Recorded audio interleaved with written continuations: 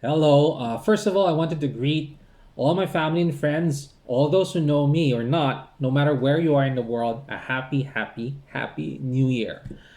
2023 marks a decade when uh, I made a leap of faith in 2013 to leave everything and everybody I love back home to come to Canada. Not really sure of what and how I will do here. I still remember and feel the anxiety I had months, weeks, days, hours leading up to April 28, 2013, like it was just yesterday. I don't know if I wanted to let go of that daunting experience, the feeling of that daunting experience. It tested me who I am and what I am made of. I did pray against it the whole time, but I was also praying for fortitude. That is why when I am sad or anxious and depressed, when I'm put to the test here, I always go back to that daunting experience. With my fear of uncertainty and free falling, fears that have to do with me taking control of myself, my life, and the world around me, and calculate risks, I held on to one of my principles in life, which is everything falls into place.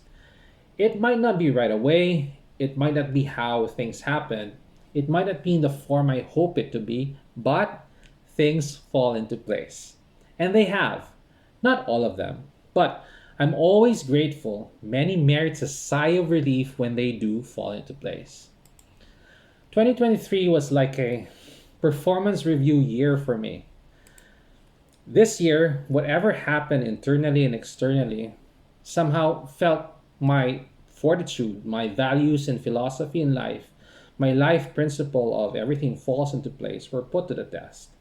I mentioned relative struggle in many of my posts last 2023, and I've emphasized this too in my Christmas message. Relative struggles. Though they are real to me and have made me more anxious, I wanted to qualify my struggle as relative because I am aware that whatever difficulties I have are more likely or less likely difficult than others. And I cannot claim that my burdens are the heaviest. They are not. But I can claim that they are real to me. All of them, all too real, that made me revisit the choices I made this past decade.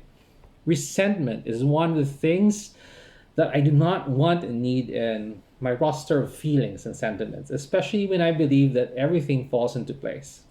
But this year, with all the what ifs from revisiting my choices, I cannot help feel resentful of some of them.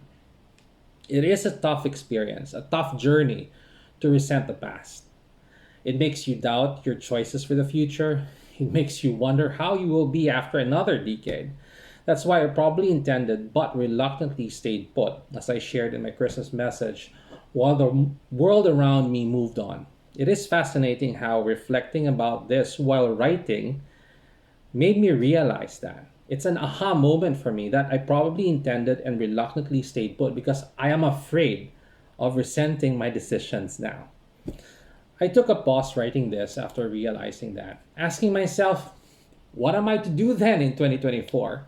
Would staying put still help me survive my difficulties, at least to make my ends meet? Well, ceteris paribus, meaning holding all things constant, I wanted to get my groove back.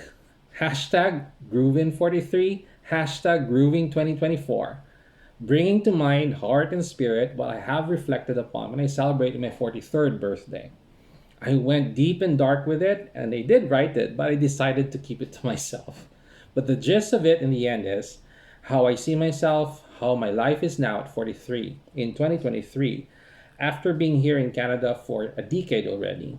How things seem to be so difficult, how the me seem to be not me. Like there's something lacking, there's something I can do more.